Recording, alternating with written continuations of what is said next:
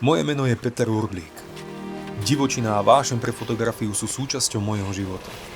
Väčšinu času trávim ďaleko od civilizácie a preto sa spolieham výhradne na techniku Fujifilm, s ktorou som precestoval už takmer celý svet. Jedným z prvých objektívov, ktoré som používal, bol XF70-300. Ľahký, spoľahlivý a univerzálny. No pri fotení divej zvery som čoraz častejšie narážal na limity jeho ohniska. Potreboval som ísť bližšie a chcel som niečo viac. Preto som sa rozhodol pre Fujinon XF500.